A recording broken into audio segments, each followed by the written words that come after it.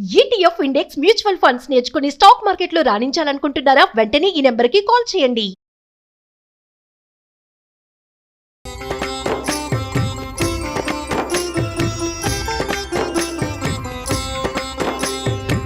నమస్కారం. విష్ణు పురాణం 5వ భాగంలోకి వచ్చాం. మారిష అయోనిజ అయిన మారిషకి ప్రచేతసులు 10 మందికి వివాహం జరిగింది. అయితే ఈ వివాహం జరిగిన తర్వాత ప్రచేతసులకు మారిష యందు బ్రహ్మకి సాటిగా చెప్పదగిన కుమారుడు కలిగాడు. అతడి పేరు దక్షుడు. అతని వల్ల దేవదానవ గంధర్వ సిద్ధ విద్యాధరాది నానాజీవులు, ద్విపద చతుష్పదాది నానాజంతు సంతతి కూడా కలిగింది. ఆ విధంగా దక్షుడు ప్రజాపతి అయ్యాడు అని చెప్పగా మైత్రేయుడు అడిగాడట, బ్రహ్మ యొక్క కుడి చేతి బొటన వేలించి దక్షుడు పుట్టాడని వినికిడి కదా, మరి అతను ప్రచేతసుల కొడుకు అవడం ఎలాగా అని అడిగితే, బ్రహ్మమానస పుత్రుడు దక్షుడు తపోధనులలో అగ్రగణ్యుడు. అతనికి నాశనం లేదు. సృష్టికై ప్రతి మన్వంతరమందు యుగానికి ఒక ప్రజాపతి దక్షనామధేయంతో పుట్టి సృష్టికర్తగా ఉంటాడు. కాబట్టి ఈ మన్వంతరంలో ప్రచేతసుల కుమారుడైన దక్షుని చరిత్ర విస్తరించి చెప్తానని చెప్తున్నారు. ప్రచేతస పుత్రుడైనటువంటి దక్షుడు చాలా కాలం శ్రీహరిని ధ్యానిస్తూ అసాధారణమైన తపస్సు చేసి ఆ దేవుని వల్ల చరాచరభూత సృష్టికి కర్తగా వరం పొంది బ్రహ్మ అనుమతితో ఖేచర భూచరాదిభూత సృష్టి మానసికంగా చేశాడు. మనసులో అనుకున్నాడట, కానీ అది పెరగల. అప్పుడు భార్యా సంబంధం లేక సృష్టి పెంపు జరగదని ఊహించి వరుణపుత్రి అయిన అసిక్నిని పెండ్లాడి హర్యశ్వులు అనే కొడుకులను పెక్కుమందిని కన్నాడు. వారిని సృష్టి కార్యానికి నియోగించాడు. ఆ దశలో వారి పనికి విఘ్నం కలిగించాలని వారి వద్దకు వచ్చి వాళ్ళ దగ్గరికి వెళ్ళాడట, కుమారుల దగ్గరికి. ఏమయ్యా అవివేకం, దేశము కాలము పరిస్థితి తెలియక ఒక మూల కూర్చుని ఏం చేస్తారు, సృష్టికి వెళ్ళండి అని తన దారిన తను వెళ్ళిపోయాడట. అంటే ఈ వచ్చింది ఎవరు? నారదుడు వచ్చి వీళ్ళకి అడ్డం పడ్డాడనమాట. ఈ నారదుడి మాట విని వాళ్ళు నలుదిక్కులా చెదిరిపోయారు. సముద్రంలో కలిసిపోయిన నదుల్లాగా తిరిగి మళ్ళీ రాలేదట. అప్పుడు దక్షుడు మళ్ళీ వైతరిణి యందు కుమారులను కని వారికి శబళాశ్వులు అని పేరు పెట్టి సృష్టి కార్యానికి నియమిస్తే మళ్ళీ మునపట్లాగానే నారదుడు వచ్చి వాళ్ళకి ఏమేమో చెప్పి వెళ్ళిపోయాడు. వాళ్ళు కూడా నారదుడి మాట విని అన్నల్లాగానే చెదిరిపోయారు. ఎక్కడికి పోయారో చెప్పశక్యం కాదట. అందరు కొడుకులు పోయి తిరిగి రాకపోవడంతో ఆ తండ్రికి విచారం కలిగి ఇక చాలా దుఃఖంతో కోపించి తిట్టి మళ్ళీ వైతరిణి యందు 60 మంది కుమార్తెలని కన్నాడట. వారిలో 10 మందిని ధర్ముడు, 13 కశ్యపుడు, 27 చంద్రుడు, 4 అరిష్టనేమి, 2 బహుపుత్రుడు, 2 అంగిరసుడు, 2 కృతాసుడు పరిగ్రహించారు. ఎంతమందిని చెప్పారో చూడండి. ధర్ముని వంశమునందు పుట్టిన వాళ్లలో విశ్వకర్మ శిల్ప విద్యాపారంగతుడు. అప్పటికప్పుడు వివిధ రకాల దివ్యభవన నిర్మాణం చేసే దివ్యశిల్పిగా ప్రసిద్ధుడయ్యాడు. ఆ విశ్వకర్మ కొడుకే త్వష్టక యొక్క కుమారుడు తపోధనుడు విశ్వరూపుడు. అతని సుతులు 11 రుద్రులు అని చెప్తున్నారు. ఇక కశ్యప ప్రజాపతి సంతానం చూడండి. అదితికి శుక్రుడు చక్రధరుడు పుట్టాడు. చాక్షుష మన్వంతరం యందు దేవగణాలలో ముఖ్యులు 12 ప్రసిద్ధులైన వారు పుట్టారు. వాళ్ళు వైవస్వత మన్వంతరంలో ఆర్యముడు, ధాత, త్యష్ట, పూషుడు, రవి, వివస్వంతుడు, సవిత, మిత్రుడు, వరుణుడు, అంశుడు, భగుడు, తేజుడు అని 12 ఉద్భవించారట. బహుపుత్రునకు 14 మంది మనువులు పుట్టారు. అంగిరసునకు రుచికుడు పుట్టాడు. బ్రహ్మర్షిగా ప్రసిద్ధుడయ్యాడు అతను. కృతాశ్వునకు దేవాయుధాలు కలిగాయి. ఈ అమర సమూహం బ్రహ్మదినమందు ఆయా యుగాలలో యజ్ఞభాగాలకి పుడుతూ ఉంటారు. ఇవన్నీ పురాణంలో చెప్పబడేవి. వీటి వివరాలు మనకు బాగా తెలియదండి, వినడమే. ఇక చెప్పేది విశిష్టమైన భక్త చరిత్ర. ఇదేమిటి? కశ్యపుని 2వ భార్య అయిన దితి యందు హిరణ్యాక్ష హిరణ్యకశిపులు సింహిగా జన్మించారు. సింహిక విప్రజితి అనే రాక్షసుని భార్య అయింది. హిరణ్యకశిపునకు ప్రహ్లాదుడు, అనుహ్లాదుడు, సంహ్లాదుడు, హ్లాదుడు అనే 4 కుమారులు కలిగారు. వారిలో ప్రహ్లాదుడు పరమ భాగవతోత్తముడు. అతని చరిత్ర మనసుకి మాటకి అందని మహనీయ గుణ విశిష్టంతా కలిగి ఉంది. అతని చరిత్ర నాకు అందినంత వరకు చెప్తానన్నారు. హిరణ్యకశిపుడు బ్రహ్మను గూర్చి చాలా కాలం తపస్సు చేసి ముల్లోకాలకు తన దొరతనం కలిగేటట్టుగా బ్రహ్మ వల్ల వరం పొందాడు. సకలలోక భీకరంగా పరిపాలన సాగిస్తూ యజ్ఞభాగాలన్నీ తానే పుచ్చుకునేవాడు. దాంతో దేవతలు సుఖస్థితి గతి లేకుండా అయ్యారు. అలా ఉండగా ఒకనాడు మద్యపానమత్తుడై దివ్యమణిమయ సౌధమునందు కొలువు తీరి గురువులతోటి ఉండి ప్రహ్లాదుని పిలిపించి, కుమారా, గురువులు ఏం చెప్తున్నారు? శ్రద్ధగా రాజనీతి చదువుతున్నావా? ఏది ఒక పద్యం చదువు అనగానే ప్రహ్లాదుడు చదవవలసినదే చదివాడు. అంటే విష్ణు భక్తి కన్నా విష్ణు స్తోత్రం కన్నా నేర్వవలసింది ఏముంటుంది నాయనా అని తేలికగా అన్నాడు. కొడుకు మాట ఆ తండ్రికి శూలం పొడిచినట్టు వినిపించి కోపించి కళ్ళెర్రజేసి కొడుకుకి దగ్గరలో ఆసనాసీనుడైన గురువుని చూసి, ఏమయ్యా నువ్వు గురువా? జాతికి బ్రాహ్మణుడు గారి నీతి కాదు, పసిపిల్లవాడికి నువ్వు చెప్పే విద్యదా? ధనుజ కంటకుడైన ఆ విష్ణువుని గురించి చెప్తున్నావా? ఏమనాలి అని నిన్ను ఇక ఆయన నోటికొచ్చిన వాక్యాలన్నీ తిట్టిపోసాడు. తిట్టేసరికల్లా ఆయన అన్నాడు, ఆ గురువుగారు, నాయన నేను చెప్పేది విను, నీ కొడుకు సంగతి తోటి పాలుడికి తెలుసు, నేను నీ సంబంధమైన రాజనీతే చెప్తున్నాను, వింటున్నట్టు నడుస్తాడు, ఏమీ ప్రయోజనం లేదు, పాఠం అయ్యాక అవతలకెళ్ళి ధనుజబాలుడికి విష్ణువు గురించే చెప్తూ ఉంటాడు, ఏం చేయమన్నావు, నా తప్పేం లేదని గురువుగారు వాపోయి మొరపెట్టుకున్నాడు. హిరణ్యకశిపుడు కుమారుని అదిలించి, ఇదిగో ఈనాటి నుంచి గురువు చెప్పింది బుద్ధిగా నేర్చుకో, ఇంకా విష్ణువు అవి మా పేరెత్తదు, మన వంశానికి విరోధి అయిన ఆ విష్ణు ఘోష నీకు తగదు, మన ఇంటా వంట లేని బుద్ధి ఇది మంచిది కాదు, విష్ణువు నాకంటే గొప్పవాడు ఎందుకయ్యాడు, ఎక్కడో దాక్కుంటున్నాడు, ఈ ముల్లోకాలకి అధిపతిని నేను, నా పేరే జపం చేయాలని గట్టిగా బుద్ధి చెప్పి కుమారుణ్ణి గురువుతో పంపాడు. ఇంటికి వెళ్ళాక తర్వాత గురువు బుజ్జగించి ప్రహ్లాదుడికి, నాయన మీ నాన్న బ్రహ్మ గురించి తపస్సు చేసి ముల్లోకాలకి ప్రభువుగా వరం పొందాడు, విష్ణువు పేరెత్తితే ఒప్పుకోడయ్యా, కాబట్టి నీతి శాస్త్రం చదువుకో, విష్ణునామం వద్దు నీకు, శాస్త్రం చదువుకోమంటే ప్రహ్లాదుడు అన్నాడు, మా నాన్నకి పుట్టిన వెరితనమే మీకు కూడా అబ్బినట్టుంది, సకల లోకాధిపతి విష్ణువుని కాదని ఇంకొకడని చెప్పడం అజ్ఞానం కాదా? పాపకర్మలు చేసే ధనుజులకు పౌరోహిత్యం చేస్తున్నందువల్ల వాళ్ళ గుణాలే నీకు కూడా పట్టినట్టున్నాయి, ఇలాంటి నీ దగ్గర చదువుకోవటం నిజంగా తెలివి తక్కువతనం, నా నిర్ణయం ఒకటే, విష్ణువుణ్ణి కాదని చెప్పే నీ చదువు నేను వినేది లేదని ఖచ్చితంగా చెప్పేశాడు. ఈ మాట విన్న గురువు నోరుగా మెదపలేకపోయాడు. అయితే ఇంకా కొంతకాలం అయిన తర్వాత హిరణ్యకశిపుడు ఒకనాడు వినోదం చిత్తగిస్తూ కొడుకుని రప్పించి, శ్రద్ధగా శాస్త్రం చదువుతున్నావా, ఏవి 4 సూత్రాలు చెప్పు అని అడిగేసరికల్లా ఈ అబ్బాయి ఏమన్నాడు, మళ్ళీ ప్రహ్లాదుడు, శ్రీరమణీ మనోహరుడు సర్వలోక విఖ్యాత చరిత్రుడు పద్మనేత్రుడైన విష్ణుదేవుణ్ణి భజించిన ధన్యుడను, నాకు ఈ నీతులు గీతులు ఎందుకు తండ్రి అన్నాడు. అనేసరికి హిరణ్యకశిపుడు కోపంతో పళ్ళు పటపటా కోరికి నిప్పులు రువ్వే చూపులతో కొడుకుని చూసి, దురాత్మ, వంశానికి ముప్పు తెచ్చే దుర్మార్గుడు అయ్యావు, ధనుజాతికి మారకుడైన వారిని భజిస్తున్నావా? ఇతను పూర్వం ఈ విష్ణువు మొత్తం పాల సముద్రంలో నుంచి వచ్చిన ప్రతి వస్తువుని దేవతలకి అప్పచెప్పాడే కానీ ఒక్క వస్తువుని రాక్షసులకి దక్కనివ్వలేదు. దుర్మార్గుడు, ధనుజకంటకుడు, రాక్షస జాతికి అంకుశం లాంటివాడు, అతనిని నువ్వు పూజించడానికి వీల్లేదు, నేను నిన్ను చంపేదే ఖాయం, నిన్ను ప్రాణాలతో ఉంచేది లేదు, నువ్వు భజించే ఆ ధనుజ వైరి నిన్ను ఎలా కాపాడతాడో చూస్తానని కాళ్లతో కట్టి ఏనుగులతో తొక్కించి శూలాలతో పొడిపించి విషాన్నం పెట్టించి అగ్నికి ఆహుతి చేయడానికి ప్రయత్నించి ఎన్నో మారణ ప్రయత్నాలు చేశాడు. ప్రహ్లాదుడు మరింత తేజస్సును పొందాడు కానీ క్షీణించలేదు. అయితే ఈ హిరణ్యకశిపుడు ఏం చేయాలో తెలియక కుమారుడి వైపు చూస్తూ ఉండిపోయాడు. మళ్ళీ పిల్లవాడిని గురుకులానికి పంపించారు. కొన్నాళ్ళు గడిచాయి. మళ్ళా కొంతకాలం అయ్యాక ఈయన హిరణ్యకశిపుడు పిల్లాడిని పిలిచాడు. ఏమైనా చదువుకుంటున్నావా, కులోచిత విద్య నేర్చుకుంటున్నావంటే, నా బుద్ధి ఆ విష్ణుదేవుని భజనకే లొంగి ఉన్నది, అంకితం అయిపోయింది, లౌకికమైన కుల విద్య నాకు అబ్బదు, అది నాకు వద్దని హిరణ్యకశిపుడు చెప్పేసరికల్లా నిన్ను ఇంకా తుదముట్టించాల్సిందేనని తాళ్లతో కట్టి సముద్రంలో పడేసి పైన ఒక కొండని పడేయండి అని చెప్పాడట. వాళ్ళు ప్రహ్లాదుని తీసుకుని వెళ్ళి తాళ్లతో కట్టేశారు, సముద్రంలో పడేశారు.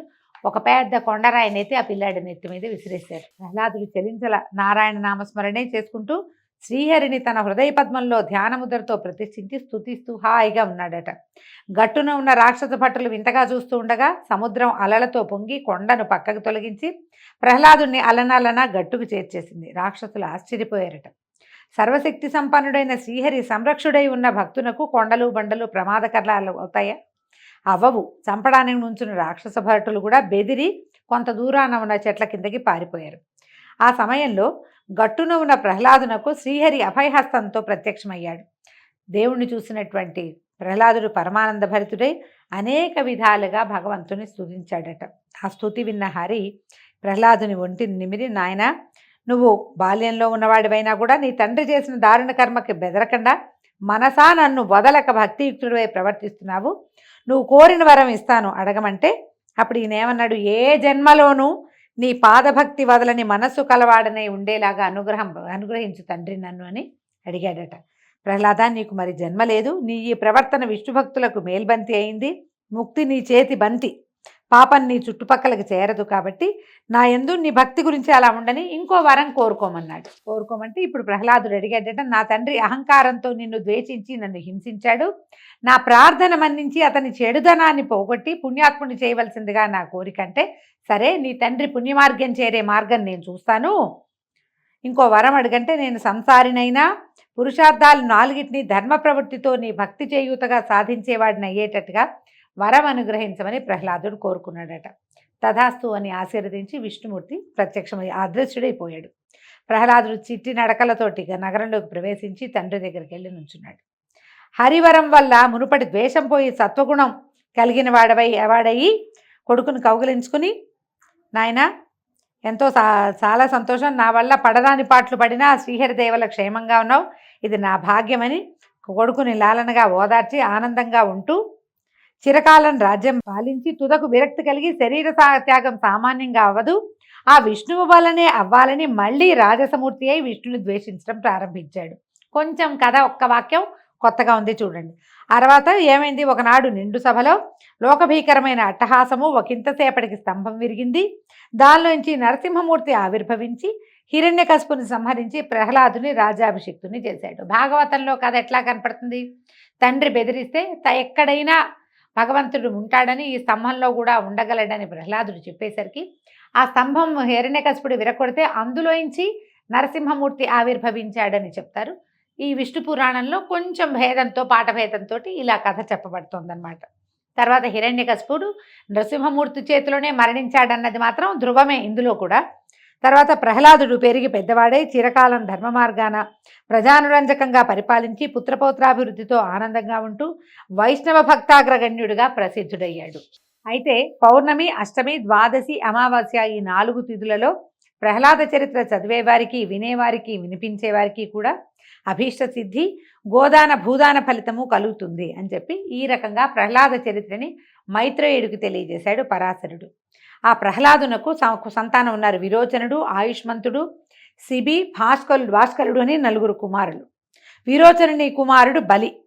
బలికి బాణాసురుడు మొదలైనటువంటి 100 కుమారులు ఉన్నారట. ప్రహ్లాదుని వంశమునందు పుట్టిన వారే నివాత కవచులు అనేవాళ్ళు 3 కోట్ల మంది ఈయన వంశంలోనే జన్మించారట. హిరణ్యాక్షునకు జర్ఝరి, శకుని, భూత సంతాపనుడు, మహానాగుడు, మహాభాగుడు, కాలనాభుడు అని 6 కొడుకులు. కశ్యపుని 3వ భార్య అయిన ధనువుకి 13 కొడుకులు పుట్టారట. వాళ్లలో పెద్దవాడైన వైశ్వానరునకు కాళిక, పౌలోమ అనే 2 కుమార్తెలు ఉన్నారట. వాళ్ళు మరీచికి భార్యలయ్యారట. ఆ 2 సంతతే కాలకేయులు, పౌలోములు అని 60,000 మంది. మనం కాలకేయ పేరు విన్నాం కదా, ఇవి పురాణాంతర్గతమైన పేర్లేనండి. వీళ్ళు ఎవరికి పుట్టారు, కాళిక అనే ఆవిడికి వైశ్వానరుడైన ఆయనకి కలిగిన సంతానమట. అయితే వీళ్ళు రాక్షస సంతతిగానే మనకి కనపడతారు, ధనువు యొక్క సంతానంగా కనిపిస్తారు. ధనువు సంతతిలో వాడే అయినటువంటి విప్రచిత్తికి సింహిక యందు త్రియంసుడు, శల్యుడు, నభండు, వాతాపి, ఇల్వలుడు, నముచి, ఖస్యముడు, అంధకుడు, నరకుడు, కాలనాభుడు, స్వర్భానుడు, వక్రయోధి అనేవాళ్ళు పుట్టారు. ఇల్వలుడు, వాతాపి 2 పేర్లు వింటాం. అగస్త్య మహర్షికి జీర్ణం వాతాపి జీర్ణం అని చేశాడని ఆ కథలో వాళ్ళిద్దరూ ఈ విప్రచిత్తికి సింహికా గర్భ సంభూతులుగా జన్మించారు. వాళ్ళు తార అనే దానికి శుకి, శేని, భాసి, సుగ్రీవి, శుచి, గృధ అని 6 కలిగారట. ఈ 6లో శుకికి శుకాలు అంటే చిలకలు, శేనికి శేన కపోతాలు, శేనం అంటే డేగ, కపోతం అంటే కపావురము, శుచికి జలపక్షులు, ఈ బాతులు లాంటివి నీటిలో తిరిగే పక్షులట. తర్వాత సుగ్రీవికి అశ్వ, ఉష్ట్ర, గార్ధపాలు, అశ్వం అంటే గుర్రము, ఉష్ట్రం అంటే ఒంట, గార్ధమం అంటే గాడిదలు కలిగాయి. అంటే ఈ వీళ్ళకి మానవ సంతతికే వీళ్ళల్లో కొన్ని వరప్రభావం వల్ల జంతుజాలం కూడా, పక్షులు అవన్నీ కూడా వీళ్ళకే కలిగినాయి అన్నమాట. వినతకు అనూరుడు, గరుడు పుట్టారు. గరుడు సర్పాసనుడు, విష్ణువుకి వాహనమయ్యాడు. అనూరుడు సూర్యుడికి రథసారథిగా మారాడు. సురసకు 1000 లెక్కను విషపూర్ణములైన సర్పాలు పుట్టాయి. కద్రువకు శేష, వాసుకి, కాలనాభ, శంఖ, పద్మ, మహాభోగ, శంభ తక్షకాదులు 1000 మంది నాగరాజులు పుట్టారు. వీళ్ళందరూ గరుక్మంతుడికి వసులయ్యారు. క్రోధవశ అనే దానికి క్రోధమూర్తులు, పెద్ద పెద్ద కోరలు కలిగినటువంటి క్రూర జంతుజాలాలు పుట్టాయి. సురభికి గోవులు, మహిషాలు పుట్టాయి. ఇలకు యక్షరాక్షసులు పుట్టారు. మునికి అప్సరో గణాలు జన్మించాయి. అరిష్ట సంతతి గంధర్వులు. కశ్యప వంశం ఇలాగా అనేక సహస్ర సంఖ్యను పుత్రపౌత్రాభివృద్ధి కలదై స్థావర జంగమ రూపాలతో లోకములందు నిండి ఉన్నది. ఇదంతా స్వారోతిష మన్వంతరమునందు శ్రీనాథుని రాజసగుణ కల్పితమైనటువంటి సృష్టి. అదితినందనుడైన ఇంద్రుని వజ్రాయుధమునకు దైత్యదానవ సమూహం బలికాగా దితి దుఃఖిస్తూ కశ్యపుణ్ణి చాలా కాలం సంతతి కోర్కెతోటి నిరంతరం సేవించింది. అది వైవస్వత మన్వంతరం. ఆమె సేవకు మెచ్చినటువంటి కశ్యపుడు ఏమి నీ కోరిక అని అడిగితే, ఇంద్రుణ్ణి చంపి శచితో సహా దేవరాజ్యాన్ని ఏలే కొడుకుని ప్రసాదించు నాథ అని అడిగిందట. అడిగితే శుచిగా ఉంటూ నియమంగా వ్రతం చేస్తూ ఉండు, నీ కోరిక కలిగిన ఎట్లాంటి కోరిక ఉందో అటువంటి కుమారుడు కలుగుతాడని చెప్పింది. అశుచిగా ప్రవర్తిస్తే గర్భం నశిస్తుందని కశ్యపుడు పుత్రదానం చేసి వెళ్ళిపోయాడు. ఈ దితి సకల విధ నియమాలు పాటించి ప్రవర్తిస్తే గర్భవతి అయింది. ఇంద్రుడికి దితి కోరిక తెలిసి కపటపు భక్తితోటి సవతి తల్లికి సేవ చేస్తూ ఉండేవాడు. అమ్మ, నువ్వు గర్భాల సత్తతో ఉన్నావు, నీకు నేను సేవ చేస్తానని చెప్పి ఆమె దగ్గరే ఉండేవాడు. ఒకనాడు ఏం చేసిందట ఈ దితి, ఒకనాడు భోజనం చేసి పాద ప్రక్షాళన చేయక లోపలికి వచ్చి గర్భాలసతతోటి, అంటే కడుపుతో ఉంది, బరువుగా ఉంది మనిషి, ఓపిక లేదు ఆవిడికి, జుట్టు విరబోసుకొని పాన్పు మీద వాలి నిద్రాముద్రిత అయింది. అయితే చూడండి, 2 దోషాలు. భోజనం చేశాక కాళ్ళు కడుక్కోకపోతే దోషం, మంచిది కాదు. జుట్టు విరబోసుకొని పడుకోవడం ఇప్పుడు సహజంగా అందరూ చేసే పనిది, కానీ ఈ పని చేస్తే తప్పనమాట. ఇదే సమయమని ఇంద్రుడు ఏం చేశాడట, సూక్ష్మ రూపంలో దితి గర్భంలోకి ప్రవేశించి లోపలున్న గర్భస్థ శిశువు కెవ్వమని ఏడ్చిందట. ఏడిస్తే మారోదీహి మారుద అంటే ఏడవద్దు, ఏడవకండి అని చెప్పి వజ్రంతో ఆ శిశువుని 7 ఖండాలుగా నరికి వాటిని మళ్ళీ 49 తునియలుగా చేసి బయలుపడి చడి చప్పుడు లేకుండా వెళ్ళిపోయారు.